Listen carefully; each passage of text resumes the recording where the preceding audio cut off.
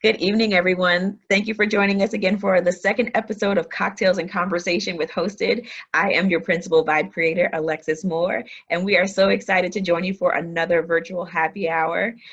Tonight, we have an amazing guest. We have A.D. James coming from Loving Lighter Coaching, and we are so excited to have you. Welcome, sir. Hi, Alexis. How are you? I'm doing well. Thanks. How about you? Doing well. Good, good, good. So thank you for joining me for the happy hour right after a long work day. And Yes. I see an amazing setup behind you. Yes, I tried. I tried my best to We present. love that. Can you tell us Tell about you what what I'm drink? drinking tonight. Yeah. So, I'm all about a simple cocktail Hmm. with a good punch to it, a lot of strength Okay. to it. And the quick story about this cocktail is there's an amazing restaurant in Chicago called the Little Goat Diner. Okay. If it sounds familiar, there is a woman who she was on Top Chef. She was, I think, like the first woman who won the competition, Stephanie Izzard, and it's one of her restaurants. She has the Girl and the Goat, Little Goat. It's a lot of goats throughout the city, and this is one of my favorite restaurants. And she made what is my favorite cocktail. Okay. So it's a riff on the classic cocktail, which is called a Martinez. At Martinez, yeah, and at the Little Goat Diner, they have the Goatinez. Okay. And the big difference is a classic Martinez is gin, sweet vermouth, the juice from the maraschino cherries that you get in the cocktails, Ah. and bitters. Okay. She, I know she doesn't use the maraschino cherry because it's a beautiful clear cocktail. Okay. It looks like a glass of water when she presents it, and they won't Deceptive. tell me what's in it. So I've had to do my own experimenting, and I've made something that I'm happy with Uh-huh. that gets me close enough, especially in these times where I can't go to the restaurant. Yeah. So this is my riff on their riff, and I'm calling it the Light Libation after my company. The light Uh, libation. the Light Libation. So what it is as mentioned, it's a dry gin, Uh-huh. a sweet vermouth. Instead of the maraschino cherry juice, I use Saint Germaine, and then the bitters, and then my little key limes for a garnish. Oh, you So fancy. I try to be. You So fancy. you take all of those things together. It's a very simple recipe. Uh-huh. It 2 ounces of gin, Hmm.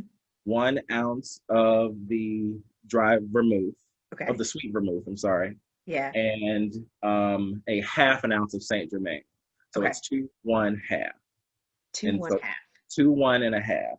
Okay. Two gin, one vermouth, half Saint Germain, and then a dash of bitters, just for a little bit of color. So you take all of those. Uh-huh. The trick to making it really good is everything has to be icy, icy cold. So I take the glass, I put that in the freezer when I start, Hmm. make sure that's nice and frosted. Use a lot of ice in your stir.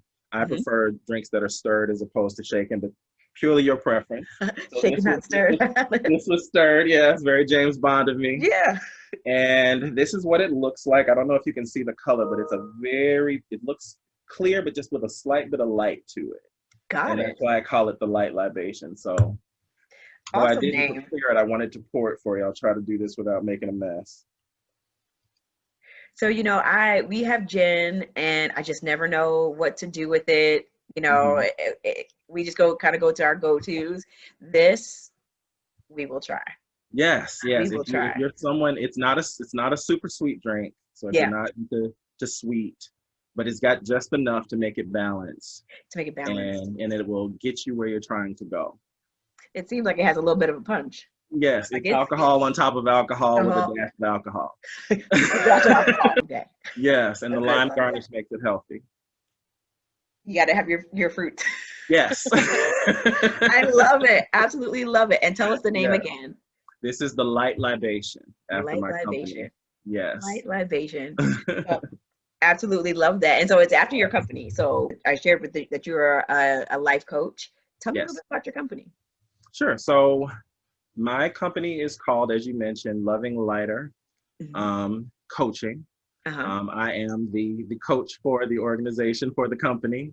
I started it earlier this year after completing a executive coaching certification. I've been coaching informally for quite some time now, but I wanted to go ahead and get that certification just to make sure that, you know, for the people where that matters, I had that under my belt. Got it. And what the company is founded on is the philosophy of having love in your life, and the fact that a lot of times when people focus on love, they think of it as a very like heavy, intense thing. They put a lot of pressure on themselves, a lot of weight. So it's kind of a double entendre in the sense that loving lighter is lifting that weight off of you, having conversations, taking deeper dives into who you are and how you show up in the world, how you show love, how you wish to receive love, and getting to a place where you're so clear in that vision of love for yourself that it takes that weight off of you. It's also, the light is shedding light on who you are and how you are and the things in your life that have shaped you. So it's taking the weight off, but also illuminating your spirit where you can love a little bit lighter. How beautiful of a message is that? And I'm living in the time that we are now, like that message, we all need to love more and love lighter. Yes, definitely. Absolutely. And love ourselves. I absolutely love that the focus is helping people learn how to love themselves and love themselves authentically, because it does affect how you show up in the world, and it shows how you show up in your relationships all throughout your life. And you know, if we have this, if you view loving and giving love as this heavy task or heavy chore or something that's burdensome, then how readily are you to give it if there's like this, you know? Right. Yeah, that's the thing. So often people just take themselves a little bit too seriously. And as a result, they take everything that is attached to them very seriously. And that weighs the experience down. We don't want to feel weighted down. We don't want to feel heavy. We carry so much just as people naturally. Why add more weight to your life than you actually need? And it is amazing once you get to that place where you start to, one, accept yourself. The next step is loving yourself. And then the final step is celebrating who you are, how much weight that takes off of you and your experiences, and how you attract more of that energy into your life. Attracting more of that energy into your life. So can we stay there for a second? Yes, absolutely. So when we do the work that we need on ourselves, I truly believe that when you work on yourself, or the energy that you put out, it attracts, right? Absolutely. It attracts that kind of that love that you need, because you're now open and you're now receptive. So can you tell me a little bit about when the types of people that we attract to our friends, our loved ones? Can you tell me about how your practice nurtures those types of relationships too? Sure. So in any relationship, whether it is a romantic relationship, a platonic friend relationship, a professional relationship, a relationship with self, everything is a mirror that reflects how you feel inside. So, you know, there's this saying where if like you want to get to know somebody, like look at the 5 people who are closest to them. You know, we are all magnets. We are all these energetic beings constantly pulling things into our experience to help us see ourselves a little bit more clearly. And how it plays out in friend relationships is oftentimes you're going to attract people who you're comfortable around. And people who treat you the way that you expect to be treated. And notice I said expect to be treated, not necessarily the way you want to be treated, but the way that you expect to be treated. So if you're someone with the internal expectation that you value laughter and fun, you're going to attract that into your life. Whether you call it out or not, it's going to show up. All your friends are going to be funny. Yeah. All your friends are going to appreciate your humor. All of your friends are going to love a good laugh and find the joke in every experience.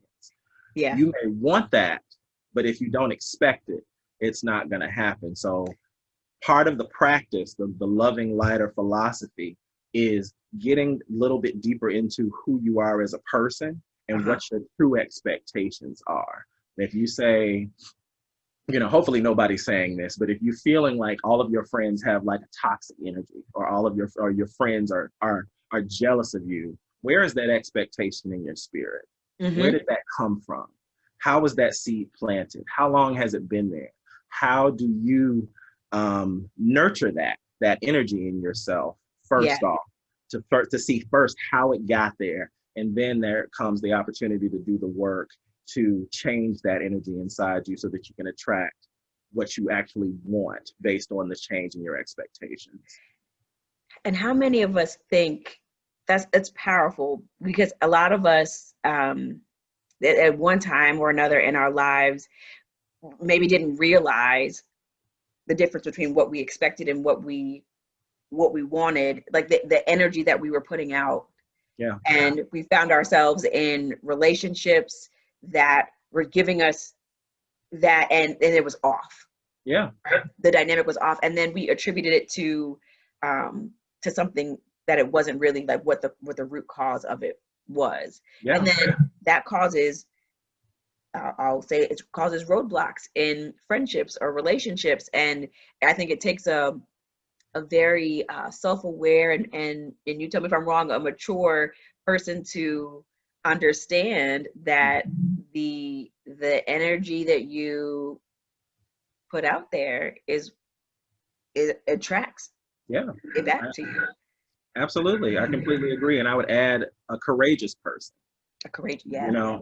There's a certain level of courage that it takes to examine your own life, because that is not always the easiest of journeys. Turning that mirror on yourself to see who you really are sometimes doesn't feel so good. No. And then also just the ability to get quiet, get still, and listen within can be really challenging for people. I am one of those people. It's a lot easier to be busy than to sit and self-reflect and examine and think about, why did I wait until the very last minute to complete that project? Yeah. Why did I think about calling and checking on my friend, but then I didn't actually do it? Why was I getting ready to, planning for, preparing for, but I never execute on things that really matter to me? That's the time that we need to reflect. And it's not to judge yourself, but to truly examine yourself and understand it so that you can make those changes, seeing the roadblock first so that you can figure out how to navigate it. Yeah. I think you said a lot of really great points in that. There was one thing that resonated with me was it's not to examining yourself is not necessarily judging yourself. Right. And I feel like and I'll speak for myself, I agree with you. It takes somebody that's courageous to be willing to look in that mirror every day. Yeah. And examine how our actions, taking accountability for our actions and how we show up. But for me, it's like, it's almost a judgment. Yes. But an assessment doesn't have to be a judgment. And I think that's why I'll say for myself only, like, that's what makes it a little bit, make me a little bit fearful of doing that or exploring that. Yeah. Because usually when we're assessing things, we're assigning a label of either good or bad. Mm-hmm. And whether we intend to or not. And part of my philosophy and what I try to get people to move toward is, instead of good or bad, it just is. Yeah. All parts of you are basically good, inherently good. Yeah. Everything that you're made up of is good. We oftentimes, though, take the behaviors that we do, the things we do, to be the reflection of who we are. Yeah. And you really have to learn how to separate those things, what I did versus who I am. Who I am. Yeah. And getting to a point where you can, again, examine what you did and why you did it without assigning well, I graduated from college, so that's good, but I cheated on all my boyfriends, so it makes me bad. You know, it just is. And the breakthrough happens when you get to, it is, I'm not going to assign a good or a bad, but I am going to ask myself why. Yeah. Why did I graduate college? Why did I accept this job? Why did I cheat on Roy? You know, why did I cheat on Phil? You know, why does Roy and Phil cheat on me? You know, getting to the why. How did I attract this into my life? Again, not looking at it from a mistake that you made or a victory that you had, but just it all being experiences that you attract into your life. Yeah. That's beautiful. That's experiences, and those experiences can be defined by people. And so I like to say your vibe attracts your tribe. Yes, I love that. I love that. So tell me a little bit about how there's an episode ago we started talking about community and the people and what community means and what it looks like in all aspects of our lives. And that can be anything from your friends, your family, other like organizations. Can you tell me a little bit about how do you define community? How do I define community? Yeah. Sure. I look at community.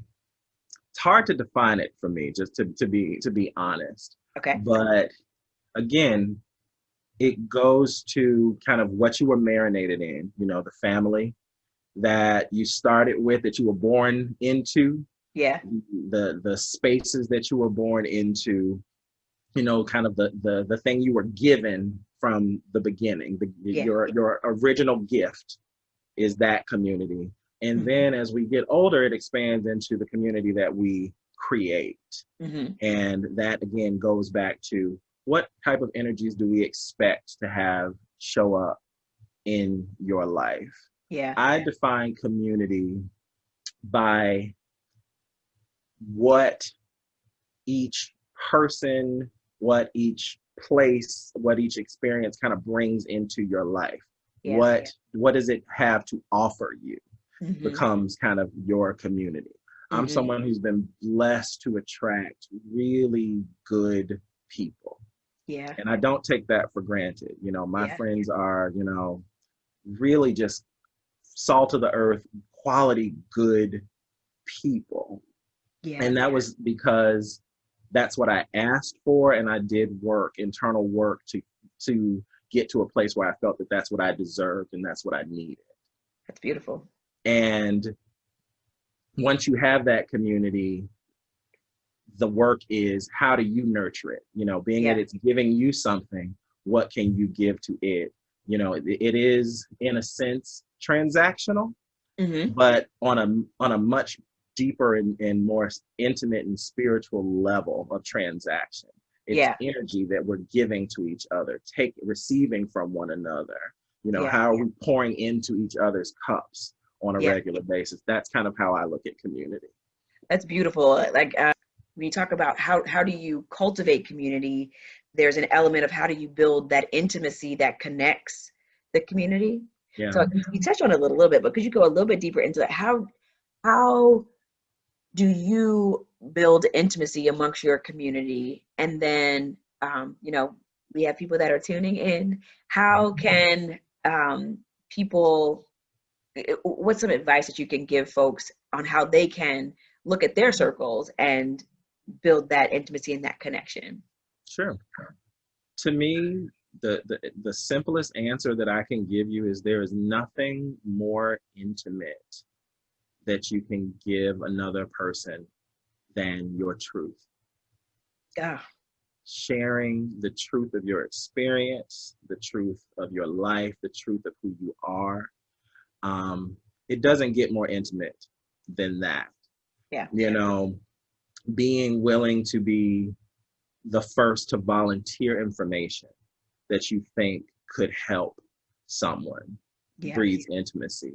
Being willing to share the moment when you fell, when you made the mistake, when you said the wrong thing, when you felt scared, being able to say me too, look at the power of the Me Too movement and people who felt like something that they went through, they were the only one, and they felt like beating up on themselves for what happened.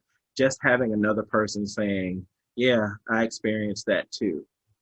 That's to me what creates intimacy. Being brave, again, courage and bravery, brave enough to share the truth of who you are. And again, not just the victories, but the times when you didn't get it right, I think draws us closer to one another. And how powerful is it when we choose to be authentically us, and when you experience that deep connection because you chose to show up that way. Like there's just, I hate to be cliche, but there's a magic that happens. Absolutely. There's definitely a magic that happens. Now, so you mentioned being the first to be authentic, the first to share your experience, like especially when it's not the pretty experience, right? It's like, this is what I've been through. This has been my experience. Can you tell me a little bit about, so if we're honest about our friendships, like I think we all aspire to that. But that's a journey to get there, right? Yeah. Can you tell me a little bit about some of the reasons why I think that people choose to show up even in their friend circles, even in their communities, with a facade, if you will, where they're not authentically them, but it is a place where they probably should be authentic. What are some factors that may contribute to that? The why? I think there's a lot of reasons why. I think for people in our culture, there's an expectation that we should be excellent.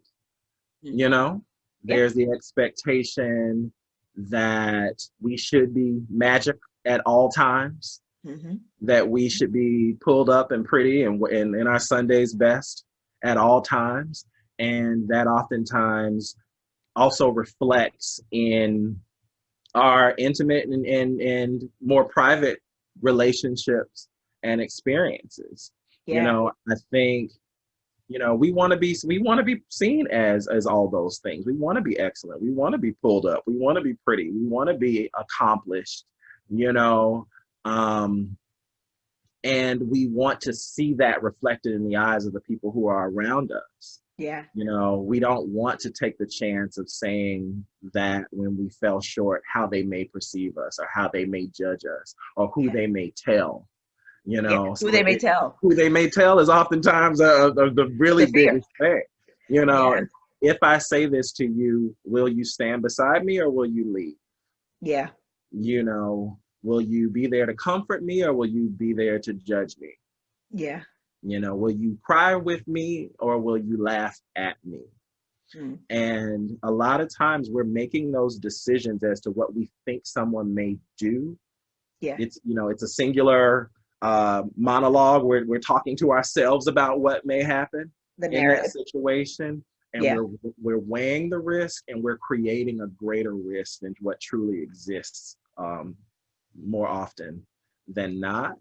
And when you have all of that inside of you, all of that inner conversation and inner working going on, a lot of times the quickest answer is, why bother? I'm good. I'm just going to tell you about my accomplishments. The surface. I'm just gonna keep it real surface. You're gonna hear about everything good in my life. You're only gonna see me when I look great. And I'm gonna spin every heartache to something positive. And it happens with the best of intention. The intention of the person who's doing it is self-protection, self-care. And oftentimes the community can see through it, sometimes too. Right. But out of love, they will say something to make you feel good. They'll go with it. They'll go with it. They'll go with it. I broke up with Leroy but you know what? I didn't need him. I'm going back to get my master's degree.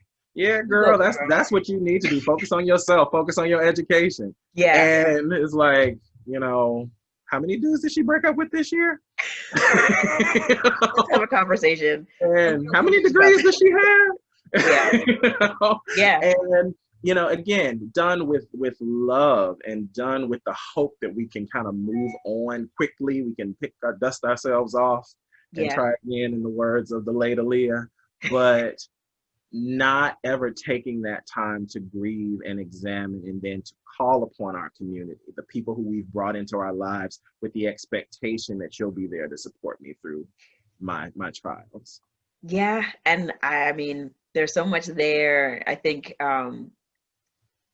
you can certainly correct me if I'm wrong. I think that we've gotten into a place, for whatever reason or not, I'm not saying that everybody has arrived at this particular destination the same way, but I think a lot of us have kind of talked ourselves out of community. We have created that narrative of, oh, well, you know, I'm the only one that texts. I'm the only one that calls. And, you know, we never really care to go deeper than to understand why that person in your community couldn't necessarily meet you where you are.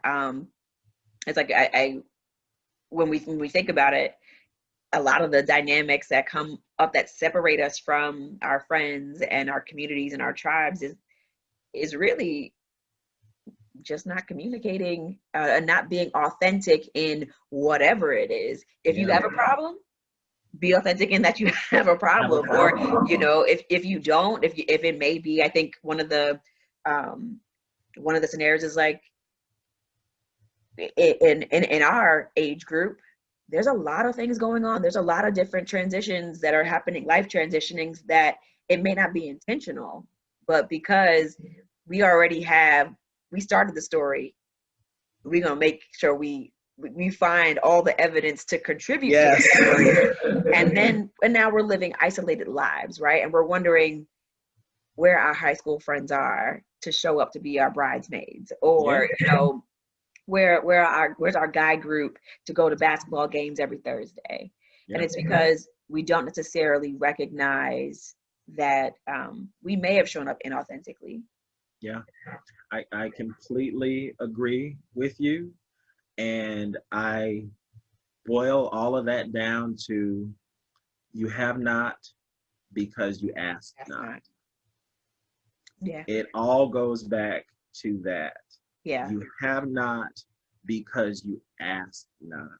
Mm-hmm. Again, oftentimes we carry an expectation of what we want people to do, but we don't voice that expectation. Like you said, I'm the one who's always got to do the texting. Yeah. For someone who says that, the question is, when was the last time you told them that you appreciate receiving their text when they reach out first? Yeah. When was the last time you said, why don't you text me? You know, I like hearing from you. I miss you. Yeah. You know, when was the last time you made what you wanted clear to someone, as opposed to doing something with a hidden expectation of what they should do in return? You know, that goes back to what I mentioned earlier about the transactional aspect of the relationship. Yeah. You know, you have to be willing and courageous enough to ask for what you want, knowing that they may say, I don't have that to give to you. And if the foundation is there, you can receive that too, right? Like if I said, you know, AJ, I am not in the space to be able to meet you where you need me to, because, and it may be like, I'm going through something, like, at least give me that to work with versus me creating my own. The truth. Give me the truth. Give me the truth.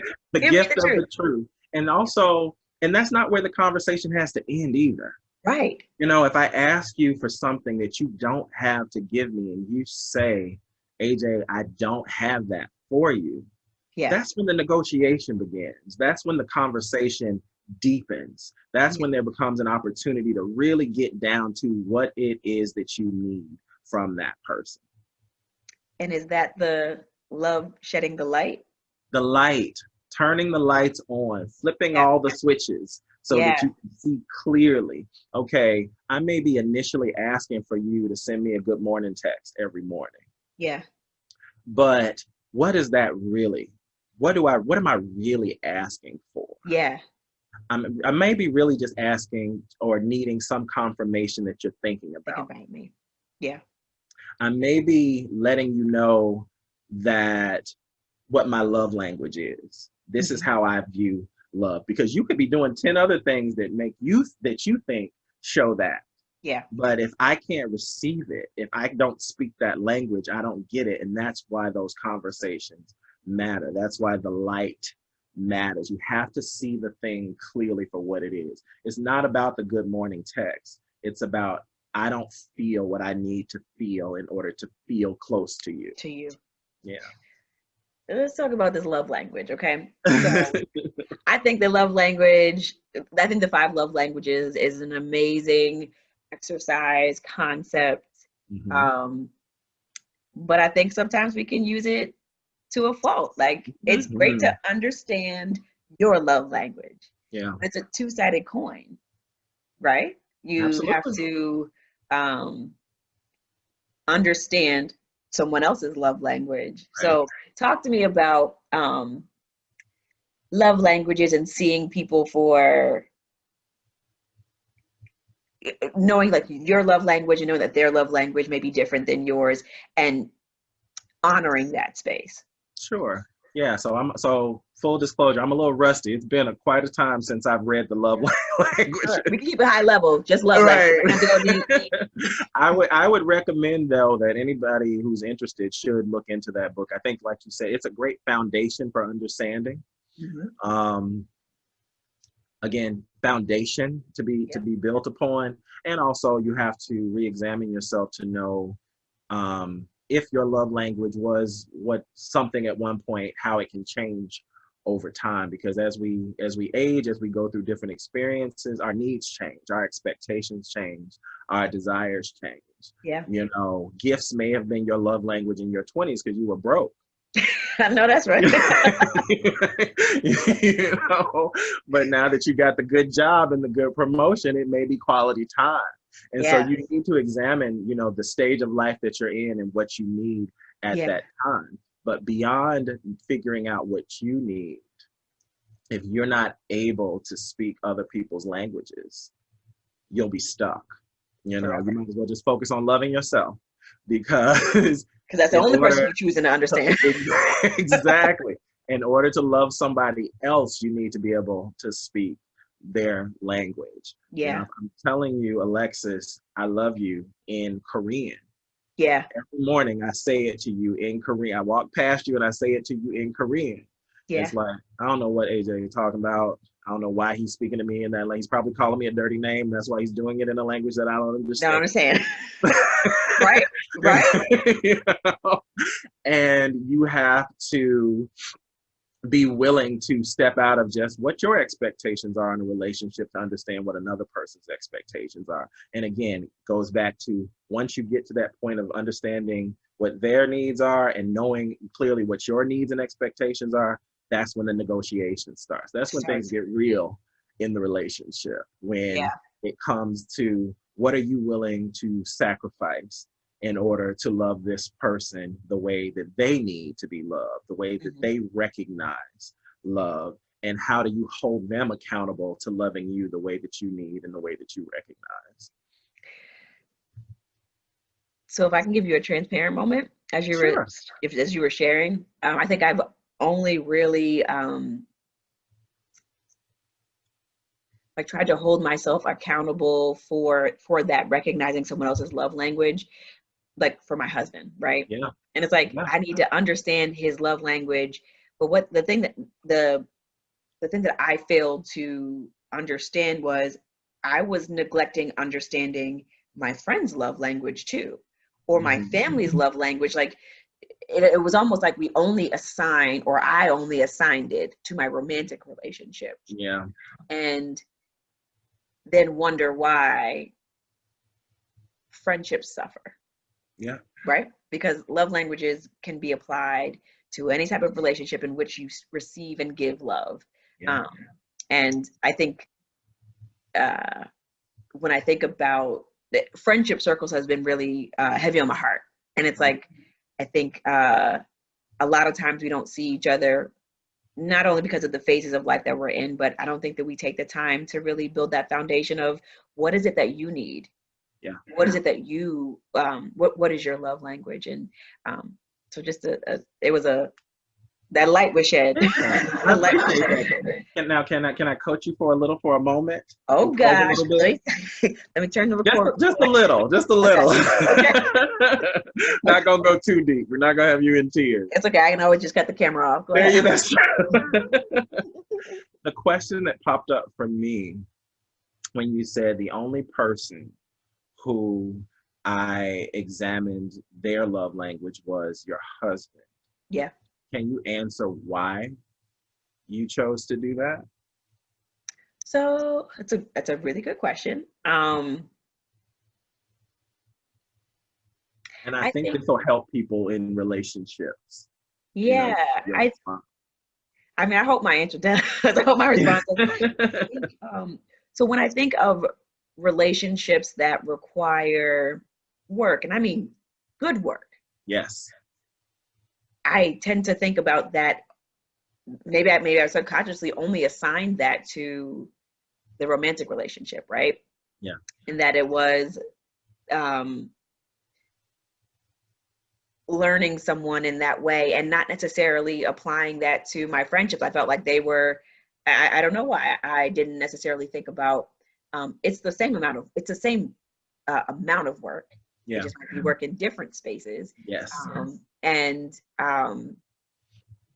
maybe I compartmentalize what love is, that love is only that relationship, that love related to relationship and not to friendships and things of that nature. So maybe that might be why. Yeah.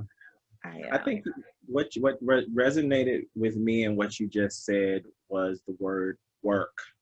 Mm-hmm. And anybody who has been in what they would feel is a meaningful relationship mm-hmm. knows what that work is. And like you said, good work, work that you want to do, but it's still work, and I think oftentimes we expect our friends to be just for play, for leisure.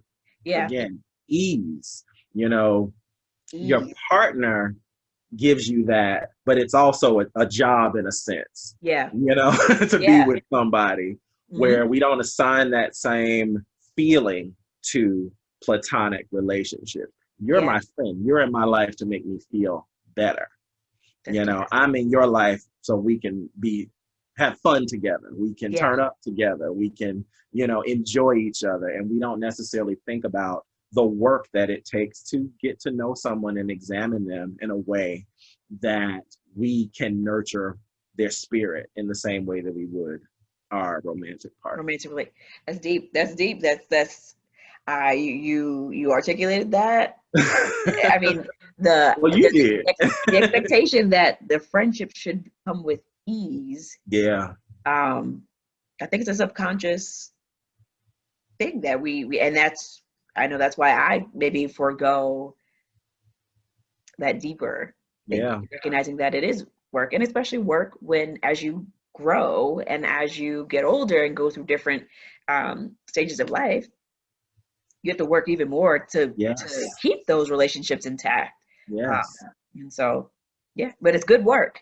Yes, good work. And good again, work. I would also add to it that it's got to be worth your time.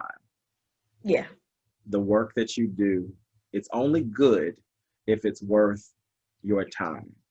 And the reason I mention that is because everybody's not going to be on your journey till the end. It's that old saying, a reason, a season, or a lifetime. Yes. Everybody's grandmother or great auntie has said that to them at some point. Some point in time. And when you're examining the amount of work that it takes to nurture all of your relationships, you also need to know, what is the worth in this? Yeah. How will this benefit me to carry this person into the next leg of my life? You know, and you also have to accept when people make the decision not to carry you into the next leg of their lives too. Hello. Hello. Because it can be reversed real quick. It can be reversed. And you got to be prepared. Yes. You got to be prepared. Yeah. I think a lot of times we think about like how do we release someone, but never think about how we respond when we are released ourselves. Yes. We are released. And it's like, if you take time to examine or to have the right perspective about friendships and about the season that they're supposed to be in your life, and being and taking a moment to be really introspective of, is this ending for a reason? Yeah. Is this or is it worth, I hesitate to say is it worth the work, but is it worth the work? That's the question. Yeah. Is it worth the work? Is it worth fighting for? I think, yeah, we get uncomfortable examining our relationships in that way, but that is the truth of the experience. Yeah. You know, last year I had a conflict with one of my dearest friends in the world, where if we had been in the same room, somebody would have got choke slammed. Oh. And this is someone I love deeply, like family, you know. But in that moment, we were sparring partners. Yeah. And today, we're back like we were before that, because I can say emphatically that she was worth the fight. She was worth it. She was worth the work. Yeah. I would never be able to negate what that person has been in my life based on one moment where our egos won the day and conflict, happened. You know, is it easy? No. Is it easy to make that phone call and have that initial conversation after you done cursed each other out? Yeah. Absolutely not. Is it easy to say maybe I said too much in that call? Absolutely not. But I knew that it was worth it. I made a decision. Yeah, I made a decision because I felt it in my spirit that this is somebody where we're going to go to the grave together. This is somebody who's here for a lifetime. And that's, again, based off knowing who this person is at a deeper, intimate, truthful level. Yeah. And so in that situation where we weren't seeing eye to eye, I knew there was a way out of it, a way around it. Maybe not in that moment, but in my spirit, I knew there was a way. I can't say that for everybody. Yeah. You know, there are some people who didn't make it past the conflict. Who did not survive the conflict. was the final point of that, and R.I.P. That was that on that. Yes. So it takes a courageous person to say, you know what? Tensions may still be high. My feelings may still be there, but I value you as a friend more than the conflict, more than the offense. Yes. For someone or for a group of people that recognize that, right? That may have been in a similar situation. Now, whether it may be like, oh, we went to blows, or I just don't want to talk to them. Like I am at a standstill where I just can't get over the offense, but I know that I value someone in your position who, you know, you got a coaching background, right? You like, listen, I can coach myself to a better resolve. Right? Tell me how your practice can help people that are in that same situation that may not have the foundation, but have the awareness that we can come out of this, but I can't get outside of myself. Yeah. Well, what you just said is the key to the possibility that things can be improved, the awareness. If you have the awareness, a lot of times awareness is a direct line to the worth of something, whether it's worth exploring a little bit deeper. There's something in you that where this thing keeps coming up, and that's showing you that there's more there. There's more to it than the argument. There's more to it than, you know, they wore the same outfit as you to the party, even though you told them you were what you were going to wear. You know, there's something else there that needs to be cleaned up. And through the practice of coaching, through the practice of loving lighter, you know, I am there to help you examine those uncomfortable parts. A lot of times when we're doing it by ourselves, the ego can jump in and take over and start to create monsters where none really exist, to again assign someone who's good, usually us, and someone who's bad, usually them. And then to, like you said earlier, just keep building on more and more offenses. Start remembering a memory that was beautiful, and you find some way to make some insidious shift occur where they tried, you know, to do something to cause harm to you. And I, as a coach, oftentimes, I'm an interrupter. I'm there to ask you the question that you may not have thought of.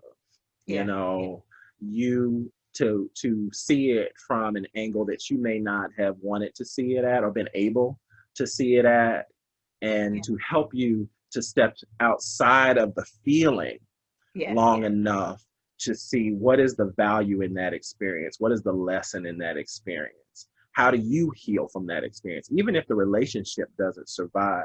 It was there for a reason. It was a gift to your life. You know, and getting to this place where it goes from kind of a bitter seed, a bitter feeling, that sour energy in your spirit, to a new awareness, a new awakening in yourself to see that's why that happened. That's what I was meant to get from that. And the best part is when you're able to get to the point where you can bless the experience at the end. That's when I know I've really done my job. When you can take something that may not have ended the way that you want it to, but that chapter becomes complete in a way that honors who you are and honors the relationship and why they showed up in your life. So that's one way. That's with kind of one-on-one coaching. You know, something else that I really enjoy doing is group coaching, group counseling sessions. Where, as you mentioned earlier, a lot of times we're all in this, we attract people who are in the same experience as we are. People who are close in age, who have similar interests, who have similar things going on in life.